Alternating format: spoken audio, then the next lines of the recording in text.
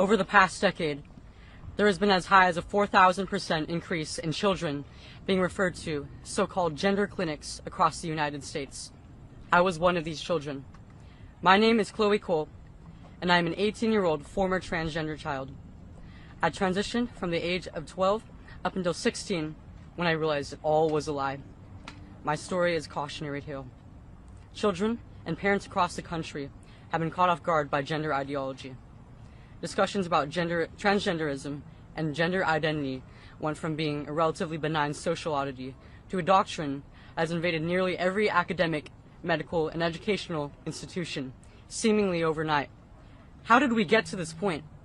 How did we get to the point where nearly every pediatric institution in the country considers it best practice to remove the healthy breast tissue of children while administering drugs typically used to chemically castrate high-risk sex offenders?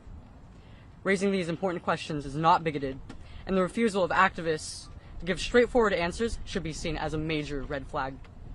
People across the entire political spectrum who believe that this practice is morally wrong have been told that they are fascists or bigots for even questioning this atrocity. Others have been convinced by self-proclaimed gender specialists that this is the only treatment that will not end in your child committing suicide. I believe Americans deserve to know the truth about this radical and perverse ideology, marketed as necessary and life-saving healthcare. I was only 12 years old when I told my parents that I was a boy. Like many parents in that situation, they didn't have a clue what to do. They were scared and desperate for answers. They wanted what every parent wants for their child, for me to be okay and thrive. At 13 years old, on the advice of so-called medical professionals, I was put on puberty-blocking medication, and only a month later, I was given my first testosterone injection. The gender clinic presented my parents with the classic false dichotomy regarding children with gender dysphoria. Would you rather have a dead daughter or a living son? Given these options, what loving parent wouldn't choose to transition their child? Scared for my life, my parents were prepared to sign anything the doctors asked. This was not informed consent. It was a decision forced under extreme duress. At 15, I went under the knife for a radical double mastectomy, the kind that breast cancer patients get. This was after I was sexually assaulted at school by a male student. I just told myself to man up, but I lived my life in constant hatred of my breasts. I started binding, which deformed my breasts as well as my ribcage. I was afraid, and I couldn't wait to finally protect my body from the threat of further molestation. At 16, I finally realized what happened to me, and that I had made a huge mistake. I realized the beauty of motherhood was stolen from me by medical professionals who my family entrusted me to. I realized after maturing a bit more that a child does not in fact know who they are at 12 years old. I realized that I wanted to be what I always was, and forever will be, a woman. With this realization came a series of challenges that were far worse than the transition. Somehow, I had to get myself off these drugs and tell everyone in my entire life that I was not who I said I was. My parents were shocked and felt like they failed me on every level imaginable. My friends all turned against me because I was evidence that their beliefs were a lie. I was a joke. I was a fraud. I was many years behind in development, incapable of feeding my future children, and worst of all, completely alone. Even the medical professionals who got me into this mess now have no idea what to do with me, and they refuse to help me. It almost killed me, as it has killed many who regret transition. The big question still remains. I was a 12-year-old introduced to the idea that they could do something as ridiculous as change their sex. I was and still am the type of kid that never really fit into social norms. I was a tomboy, I was shy, I didn't socialize easily. At 11, I made my first Instagram account.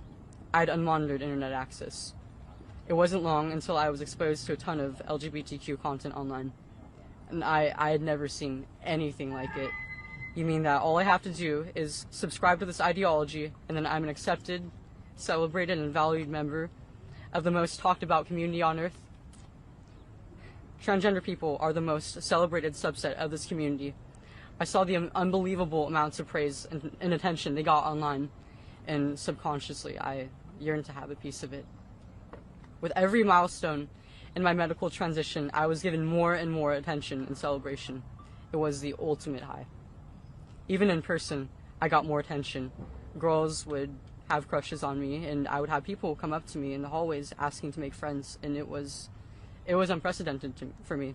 I felt like a celebrity. Being a kid, I didn't know just how superficial these relationships were until they all suddenly abandoned me just for struggling to become who I am. Much of this gender confusion is based on old regressive stereotypes of men and women, which are now being reinforced with hormones and surgeries.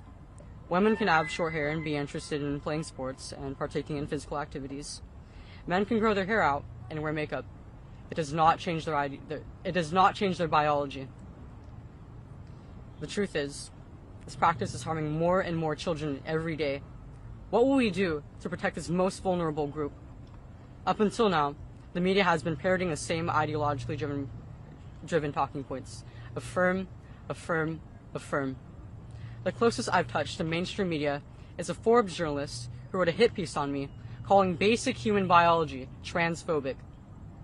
There are many detransitioners speaking out, and they are ignored by the institutions most responsible for the search of truth. Up until today, most politicians on the left and right have done nothing but get into Twitter fights on this issue. There is no second chance at childhood, so we must do our best as adults to guide our children to pathways that lead to healthy bodies and minds instead of depression and disfigurement. No child deserves to suffer under the knife of a gender-affirming surgeon. America's children, all children, deserve better. Thank you.